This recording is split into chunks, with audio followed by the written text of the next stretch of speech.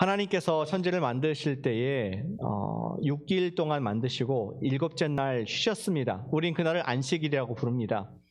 안식일은 우리의 창조의 질서이고 우리 삶의 리듬이 되어야 하는 줄로 믿습니다. 안식일은 단순히 손에 일을 놓는 그런 날이 아닙니다. 안식일은 거룩한 날로서 우리의 참된 아버지이신 하나님과의 관계를 refresh, 항상 돌아보고 점검하는 때입니다. 저는 이번 코로나 사태를 바라보면서 이것이 전 세계의 많은 인류들에게 강제적으로 안식하게 하시는 하나님의 안식 명령이 아닌가 생각해 보게 됩니다. 많은 공장들이 멈춰 서 있습니다. 또 엄청난 물과 같이 많이 흘러가던 트래픽도 이제 많이 줄어 있는 모습을 보게 됩니다. 많은 사람들이 집에서 쿼런틴 하면서 여러 가지 하던 일들을 멈추어 서고 있습니다. 이럴 때 우리는 어떻게 할까요? 안식일의 정신에 맞게끔 우리는 하나님과의 관계를 점검해 보는 귀한 때로 이 어려움을 선으로 우리는 바꿔야 할 줄로 저는 생각합니다. 특별히 하나님의 사람들, 예수 그리스도를 주님으로 부르는 우리들은 이때를 오히려 안식하는 시간으로서 주님과의 관계를 깨끗하게 유지하는 그러한 시간으로 우리는 이 시간을 맞이해야 할 걸로 생각합니다. 지난주에 저희는 말라기 1장에서 하나님의 백성들에게 기대하시는 깨끗한 예배, 깨끗한 제물에 대해서 말씀을 나누었습니다. 말라기 1장, 2장, 3장, 4장까지 읽다 보니까 하나님께서 기대하신 예배가 단순히 어떠한 행사, 깨끗한 잘 드려진 우리 예배, 그리고 온전한 제물, 온전한 찬양, 그리고 선행, 전도 이상으로 삶 속에서도 예배자로 서기를 원하시는 하나님의 음성을 우리는 말라기가 지나가면서 읽게 됩니다. 오늘 말씀 바로 그런 것입니다. 우리가 예배자로서 삶에서 예배를 드리는 것이 무슨 뜻인가? 삶의 예배가 어떠한 모습으로 나타내야 되는지를 통하여서 우리는 피상적인 예배가 아니라 우리의 창조자이시자 구원자이신 하나님께 영광스럽고 받으심직한 예배를 올려드리기를 소원합니다.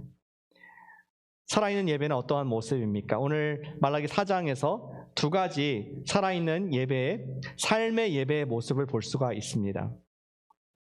주님께서는 유다 공동체를 영적으로 깨우기 위해서 우리 이스라엘 백성들에게, 유다 공동체에게 여호와의 날을 선포하게 하셨습니다. 그날은 3장부터 이어진 날인데 17절, 18절 이렇게 적혀 있습니다. 내가 정한 날에 의인과 악인을 분별하고 하나님과 하나님을 섬기지 아니하는 자를 분별하리라.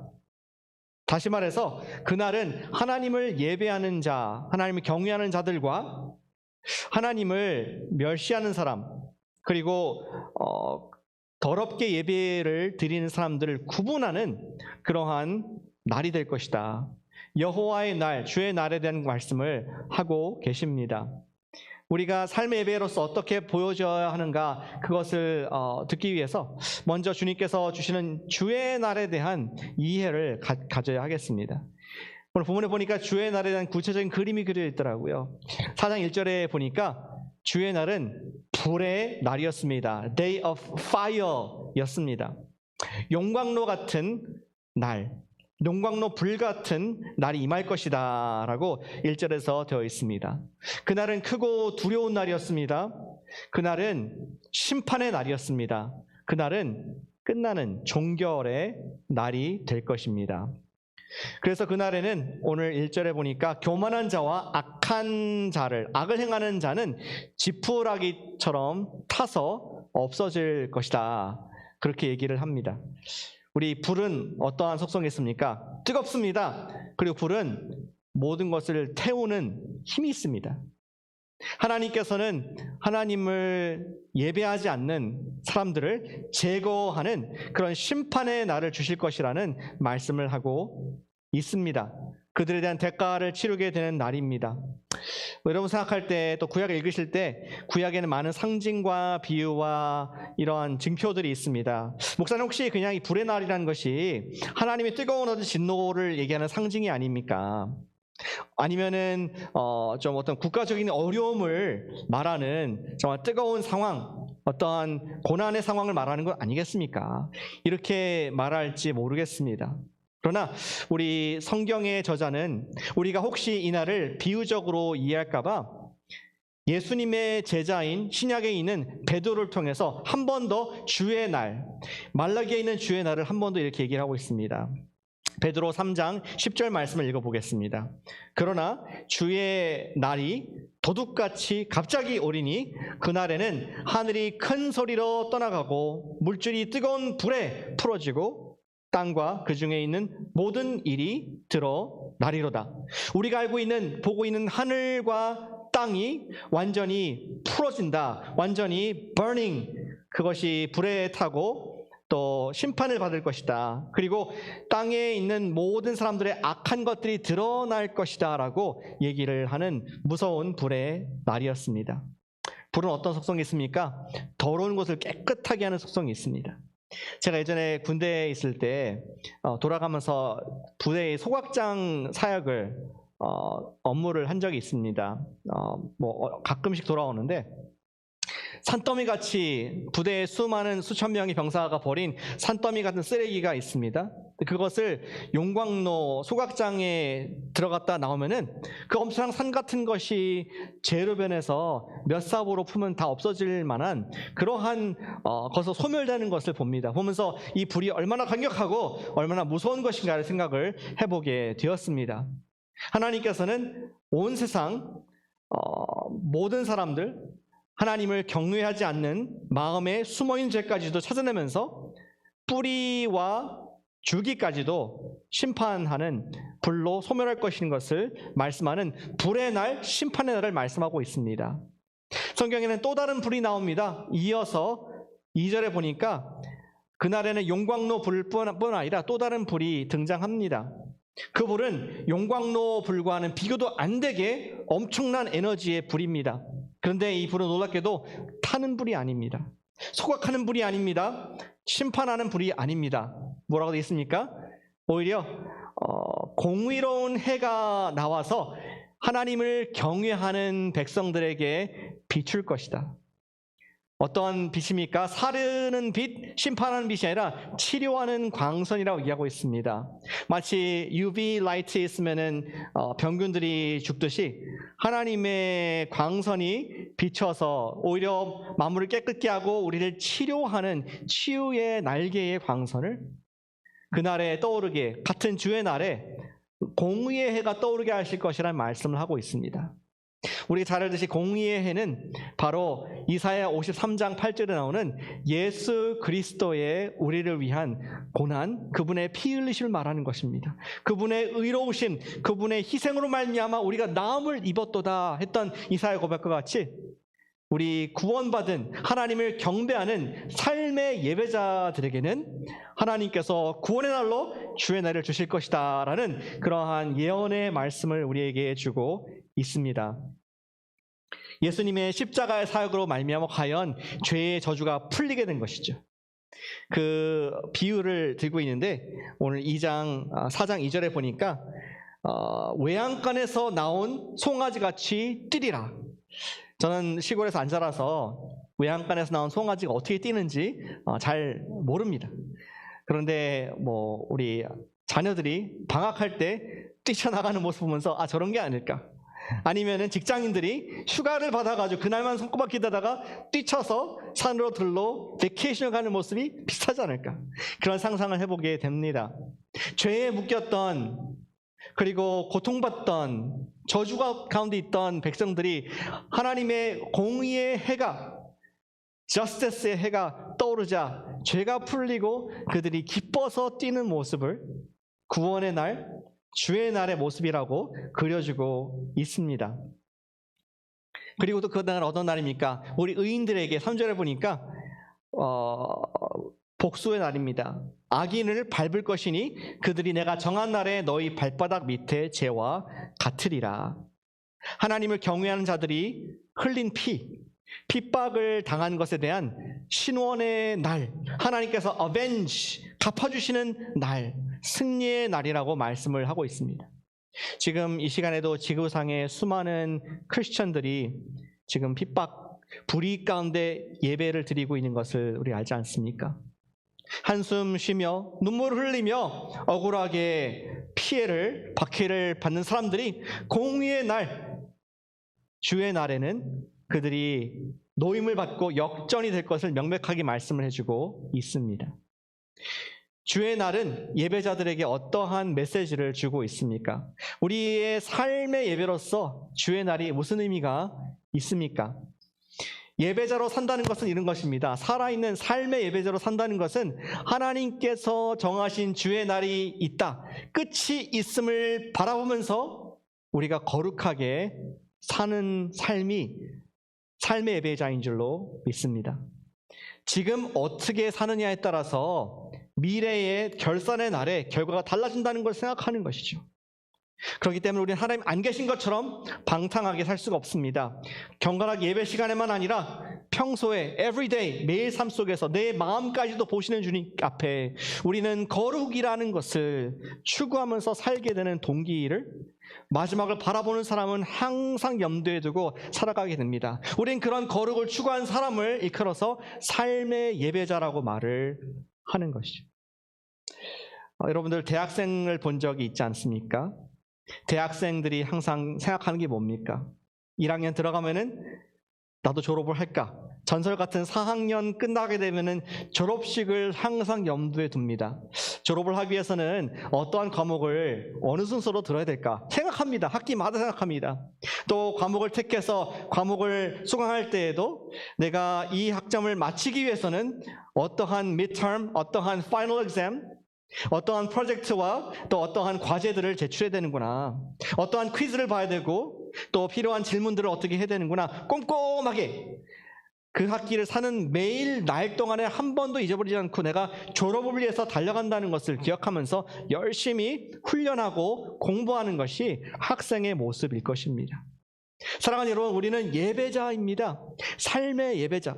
삶의 예배자도 마지막에 주의 날이 있음을 보면서, 심판의 날, 구원의 날이 있음을 보면서 우리는 주님 앞에 경건하게 살아야지, 거룩하게 살아야지, 나중에 결산의 날이 있구나, 우리는 그날을 계속 바라보는 관점이 있을 때 거룩함으로 훈련할 수 있습니다. 그것이 사는 삶의 예배자의 모습입니다. 아까 언급했던 베드로 사도의 글에 이렇게 적용하고 있습니다. 베드로후서 3장 14절 말씀입니다. 그러므로 사랑하는 자들아, 너희가 이것을, 주의 날이죠, 이 날을 바라보나니 주 앞에서 점도 없고 흠도 없이 평강 가운데 나타나기를 힘쓰라. 삶의 예배는 불의 날이 있음을 기억하면서 거룩함을 훈련하는 것이 삶의 예배인 줄로 믿습니다. 불의 날을 기억하며 거룩함의 훈련을 함께 하시기를 축복합니다. 불의 날을 기억하는 사람은 거룩한 삶을 살 수밖에 없습니다. 우리의 거룩함의 성장의 목표 어딜까요?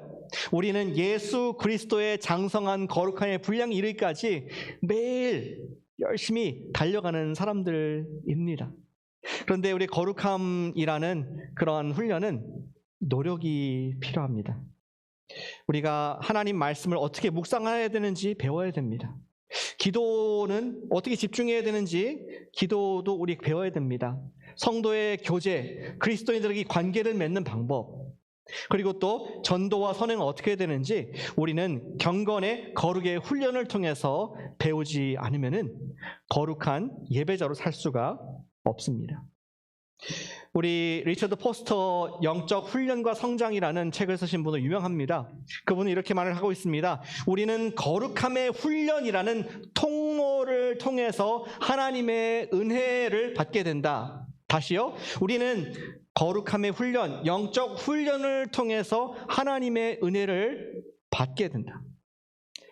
여러분들, 하나님의 은혜가 돈을 주고 사는 겁니까? 공짜입니까? 안 들립니다. 유튜브라서 안 들리네요. 여러분 집에서 공짜라고 외치신 것 같습니다. 예, 하나님 은혜는 공짜입니다. 그러나 하나님 은혜가 공짜로 해서 값싼 것은 아닙니다. 보네프 목사님 말한 것처럼 그것은 값비싼 은혜입니다. 무슨 뜻입니까? 하나님의 은혜를 맛보고 싶은 사람은 그것을 경험하기 위해서, 누리기 위해서는 우리가 대가 지불을 해야 된다는 것이죠. 우리 하나님 은혜를 맛보기 위해서는 거룩함의 훈련이라는 도구를 사용해서 하나님의 은혜를 경험하게 됩니다. 비록 훈련은 힘든 것이지만 심판과 구원의 날을 바라보기에 영적인 거룩함의 훈련은 가치가 있는 것이고 포기할 수 없는 것입니다. 지난주에 제가 우리 차이니스 뷔페 얘기를 했는데 음식 얘기 하나 더 하겠습니다. 점심시간인데 시작하실 것 같습니다. 제가 게를 좋아합니다. 예, 여러 가지 게를 다 좋아합니다. 꽃게도 좋아하고요. 던지네스 크랩, 스노우 크랩, 또 뭐 멍게는 게가 아니죠.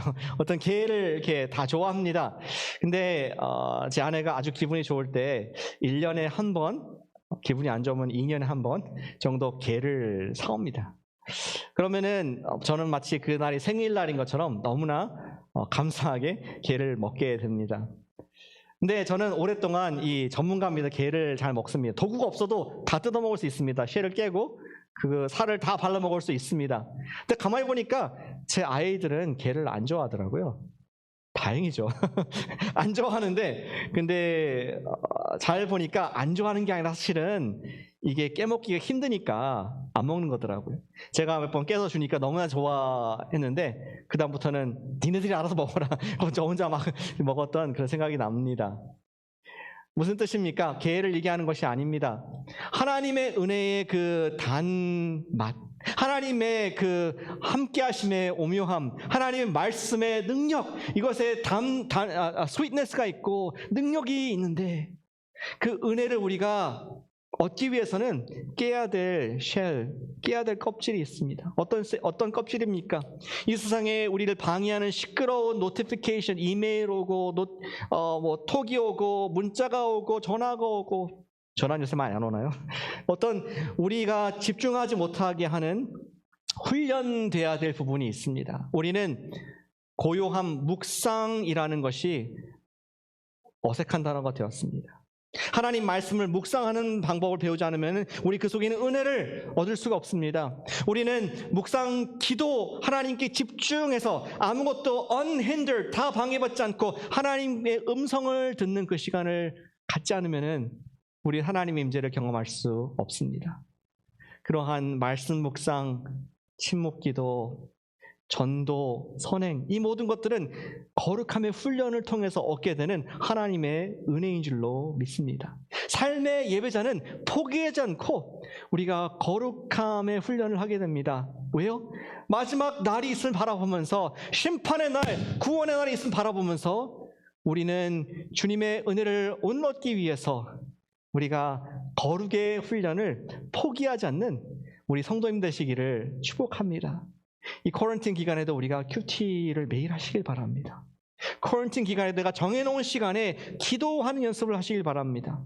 혼자 하기 어려우시다면 여러분들의 있는 셀이나 영적 동료들과 톡을 나누면서 내가 이렇게 기도했다, 내가 오늘 아침 이 말씀 나눴다 하면서 여러분들이 경건의 훈련을 함께 함으로 말미암아 마지막 날을 바라보는, 승리하는 삶의 예배자 되시기를 축복합니다. 말라기서에서 말하는 삶의 예배자는 바로 경건의 훈련을 하는, 경건으로 거룩함으로 특징 짓는 그러한 예배자였습니다. 두 번째는 이것입니다. 우리가 어떻게 삶의 예배자가 됩니까? 두 번째 모습은 함께 돌이키며 사는 것이 우리 삶의 예배자의 모습입니다. 조금 낯선 표현이죠. 함께 돌이키며 사는 것이다. 한번 따라해 주시면 감사하겠습니다. 여러분 댁에서 함께 돌이키며 사는 것이다. 감사합니다. 그 말씀이 내용이 뭔지 4절부터 6절까지를 좀 자세히 보겠습니다. 말라기 선지자는 이제 그의 글의 마지막에서 당부를 하고 있습니다. 구약의 마지막 패러그래프입니다. 앞으로 400년 이상 하나님의 말씀은 없을 것입니다. 깨끗한 예배를 드리며 삶의 예배로 산다는 것이 어떤 모습인지 가장 구체적이고 가장 쉽게 표현한 것이 맨 마지막 6절의 말씀입니다. 그런데 6절 가기 전에 두 가지 우리가 염두해야 될 것이 있습니다. 두 가지 목소리가 있습니다. 예배자로서 하나는 성경의 목소리, 두 번째는 성령의 목소리를 듣고 6절을 적용하라. 그런 말씀으로 지금 논리가 이루어지는 것입니다. 먼저 성경입니다. 4절에 보니까 너희는 내가 호렙에서 온 이스라엘을 위하여 내 종 모세에게 명령한 법 곧 율례와 법도를 기억하라. 지금 모세에게 주셨던 모세 오경을 말하는 것입니다. 하나님의 말씀, 성경을 기억해라. 삶의 예배자는 성경을 지참하고 삽니다. 또 두 번째 필요한 것이 있습니다. 5절에 보라 여호와의 크고 두려운 날이 이르기 전에, 마지막 종말의 날 전에 내가 선지자 엘리야를 너에게 보낼 것이다. 선지자는 무슨 역할을 합니까? 사람들로 하여금 하나님 말씀으로 돌아가게 하는, 회개하게 하는 그러한 돌아가게 하는 격려자입니다. 과연 이 말씀대로 예수님께서 오시기 전에, 바로 직전에 침례 요한이 와서 사람들의 마음을 예수님께로, 하나님 말씀이신 예수님께로 돌이키는데 큰 공을 했습니다. 우리에게 이러한 요한은 누구입니까? 우리에게 선지자 엘리야는 누구입니까? 그 똑같은 역할을 하시는 것이 성령인 줄로 믿습니다. 성령님의 음성을 들으라는 당부를 하고 있는 것입니다. 요한복음 16장 8절에 성령에 대해서 이렇게 적고 있습니다. 그가 보혜사 성령께서 오셔서 죄에 대하여, 의에 대하여, 심판에 대하여 세상을 책망하시리라. 다시 말해서 하나님의 말씀 성경과 하나님의 성령께서 우리를 돌이키게 하실 때 순종하여 돌이키는 삶이 살아있는 예배자의 삶이다. 이러한 얘기를 하는 것입니다. 다시요. 성경과 성령의 조명을 들으며 언제나 돌이키는, turn around, 회개하는 삶이 살아있는 삶의 예배자라는 그런 논리를 말하고 있는 것입니다. 그런데 오늘 본문은 거기서 끝나지 않습니다. 구체적으로 한 가지 적용을 우리에게 주고 있습니다. 삶의 예배자의 모습, 돌아서는 모습, 유턴하는 모습, 회개하는 모습의 한 가지 영역을 정해주고 있습니다. 구약 끝에서 6절입니다. 그가 아버지의 마음을 자녀에게로 돌이키게 하고 자녀들의 마음을 아버지에게 돌이키게 하리라. 그 음성에 순종하지 않으면은 하나님께서 말씀하시길 내가 두려운데 lest, 내가 이 땅을 칠까 저주할까 두렵다. 이러한 무서운 경고의 말씀으로 마치고 있습니다. 우리 4절부터 6절을 종합해 보겠습니다. 삶의 예배로 산다는 것은 어떤 의미입니까? 삶의 예배로 산다는 것은 성경과 성령의 격려에 따라서 우리가 돌이키는 것인데, 아버지가 아들에게로 돌이키고 아들이 아버지에게로 돌이키는 것입니다. 무슨 뜻입니까? 아버지와 아들은 무슨 뜻일까요? 세대의 문제입니다. 이전에 하나님을 섬기던 아버지 세대가 아직 섬기지 않는 아들 세대를 돌이키게, 하나님께로 돌이키러 서로를 마음 맞추는 겁니다. 또 반대로 아들 세대에서 하나님을 섬기는데 하나님을 잊어버린 아버지 세대가 또 하나님을 함께 섬길 수 있도록 하나가 되어서 마음을 돌이키라. 어떤 세팅인지 아시겠죠? 영적 공동체를 말하는 것입니다. 교회를 말하는 것입니다. 교회에 있는 다양한 사람들이 함께 마음을 마음을 돌이켜서 서로 하나가 되어 하나님께 올리는 예배를 드리지 않으면은 내가 저주를 할까 두렵다.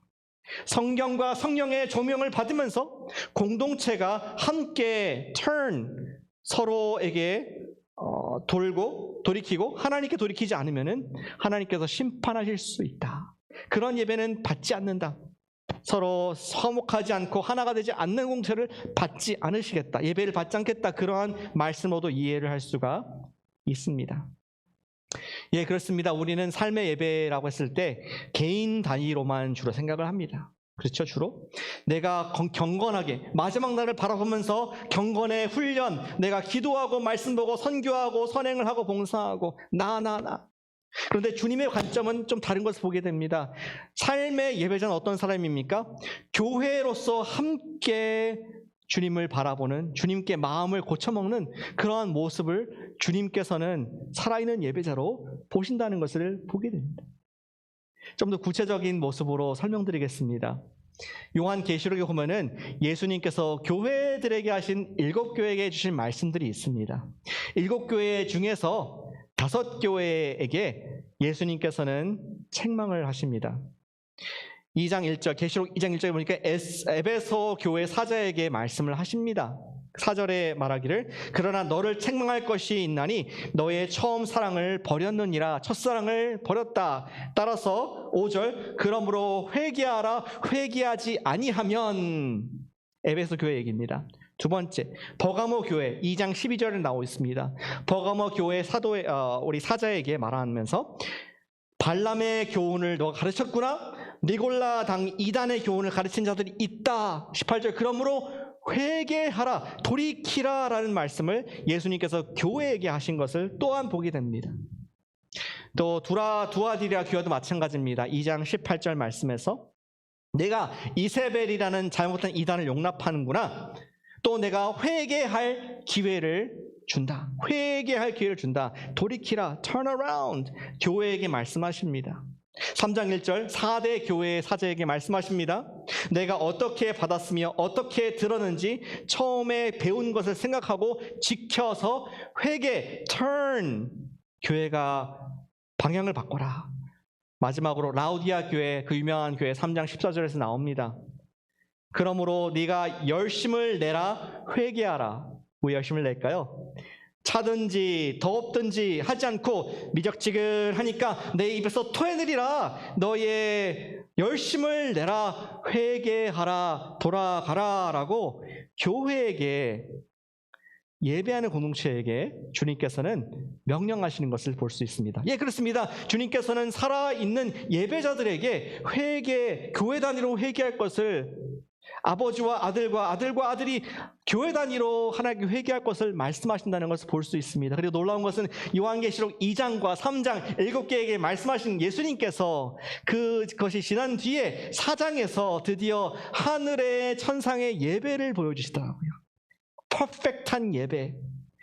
천사 스랍들이 거룩하다 거룩하다 거룩하다 하나님 아버지 보호자에 앉으신 그분과 또 그 옆에 있는 어린 양에게 경배를 하고 장로들이 자신들의 면류관을 던져서 경배하는 퍼펙트한 예배를 그때서야 회개한 교회를 통해서 받으시는 그러한 아름다운 그림을, 미래의 모습을 보게 하십니다. 삶의 예배를 드린다는 것은 개인의 거룩의 훈련을 말하는 것입니다. 그리고 교회 단위의 회개를 말하는 것입니다. 그것이 말라기서의 메시지입니다. 따라서 여러분들을 향한 권면과 제 마음의 도전은 이것입니다. 함께 돌이키는 교회, 함께 하나님께로 도는, 서로에게 도는 그런 교회가 되시기를 축복합니다. 여러분 되시기를 축복합니다. 우리도 교회 단위로 회개하는 회개를 해야겠습니다. 어쩌면은 코로나 바이러스 때문에 교회 문을 닫게 하신 하나님의 뜻이 그것이 아닌가 생각합니다. 개인의 문도 다 닫혔지만 자기 집에 교회의 문을 닫게 하신 것은 우리 교회를 돌아보라. 우리 교회가 또 돌이켜야 될 부분이 있지 않나 생각하게 하시는 하나님의 중요한 뜻이 있다고 저는 생각합니다. 우리 교회는 아버지의 마음을 자녀에게, 자녀의 마음을 아버지에게 돌이키게 하는 교회입니까? 우린 자신의 경건 생활을 일상적으로 돌아보아야 하겠지만 우리는 우리의 교인들의 관계성을 또한 돌아보아야 하겠습니다. 혹시 교회 내에서 불편한 사람들이 있지는 않습니까? 사람 사는 곳이기 때문에 있습니다. 보기 싫은 사람, 내가 함께 있고 싶지 않은, 관계하고 싶지 않은 사람들이 있을 수가 있습니다. 우리가 다 죄인이기 때문에, 약하기 때문에 그렇습니다. 그런데 그럼에도 불구하고 우리가 반목하는 것이 아니라 서로 돌이키는, 아버지와 아들이 아버지와 돌이키는 것처럼 교인들이 돌이키는 것이 삶의 예배라고 말씀을 하십니다. 이것은 새로운 개념이 아니라 바로 예수님께서도 직접 우리가 잘 아는 주의 기도문에서도 가르쳐 주셨습니다. 화면에 나가는 마태복음 6장 11절 말씀을 함께 읽어보시겠습니다. 시작. 우리가 우리에게 죄 지은 자를 사하여 준 것 같이 우리 죄를 사하여 주시옵고. 다 지금 복수로 되어 있습니다. 1인칭 복수. 우리 죄를 사하여 주시는데 근거가 무엇입니까? 우리가 서로 죄를 용서해주고 용서받은 것을 근거로 주님 저희 예배를 받아주시고 저희를 용서하여 주시옵소서라고 계속 기도하라고 주님께서는 기도를 가르쳐 주셨습니다. 마태복음 5장 24절에서도 예수님께서 말씀하셨습니다. 그 유명한 이야기 있지 않습니까? 너희가 하나님께 예배를 드리기 위해서 예물을 갖고 왔다가 형제에게 원망들을 생각나거든 그 자리에 놓고 먼저 가서 형제와 화해하고 화목하게 하고 와서 예배를 드려. 무슨 말입니까? 하나님께서는 우리 공동체 내에 반목하고 공동체 내에 미워하고 갈등이 있는 상태에서 드리는 예배를 받지 않겠다. 너희가 마음을 돌이키지 아니하면은 내가 멸할까 두렵다. 이러한 강한 우리 회개의 말씀을 하시는 줄로 믿습니다. 사랑하는 여러분, 우리가 함께 돌이키는 교회가 되시기를 축복합니다. 좀 더 쉽게 얘기하겠습니다. 함께 돌이킨다는 게 무엇인가? 저는 아주 쉬운 단어, 두 단어로 얘기할 수 있습니다. 용서. 우리가 형제와 형제, 자매와 자매가 용서를 의도적으로 하고 용서를 받는 그러한 서로 마음을 돌이키는 공동체가 될 때 주님께서 받으시는 삶의 예배가 될 줄로 저는 믿습니다. 형제와 형제가 이렇게 서로 등을 돌리고 있으면은 그거 아시죠? 그들은 이 지구상에서 가장 먼 거리로 떨어져 있습니다. 비록 등을 맞대고 같은 공간에 있을지 모르지만 서로 만나기 위해서는 지구 한 바퀴를 반대로 쭉 돌아와서 만나야지 만날 수 있기 때문에 가장 먼 거리가 바로 등을 진 관계입니다. 그러나 주의 말씀에서 돌이키라. 물론 소셜 디스턴스 지켜야 되면 6피트는 지켜야겠지만 2m. 그러나 우리가 그렇게 서로 돌이킬 때 마음을 형제가 형제에게 자매가 자매에게 내가 용서를 구합니다. 내가 용서합니다. 우리가 주님의 은혜 가운데 서로 하나가 될 때에 그곳에서 하나님을 경배하고 주님의 임재를 누리는 그러한 살아있는 예배자가 될 줄로 저는 믿습니다. 서로의 얼굴을 보기 위해서 간단한 적용입니다. 모이기를 패하지 마시기를 축복합니다. 살아있는 예배자는, 삶의 예배자는 모이기를 패하지 않는 것입니다. 제 개인적인 간증을 하나 하겠습니다. 저도 예전 교회에 있을 때 교육부 사역을 했었습니다. 근데 여러 교육부 사역자님들이 있었습니다. 근데 모두 다 잘 지내지 못했던 것 같아요. 솔직히 말하면은. 그 중에 한 분하고 조금 좀 마음이 힘들었습니다. 뭐 때문에 힘들었는지 기억이 안 날 정도로 오래된 얘기입니다. 그러나 뭔가가 틀어져가지고 개인적인 얘기는 거의 안 하고 그냥 사역은 해야 되니까 그러한 회의 가운데서 만나는 것만 했습니다.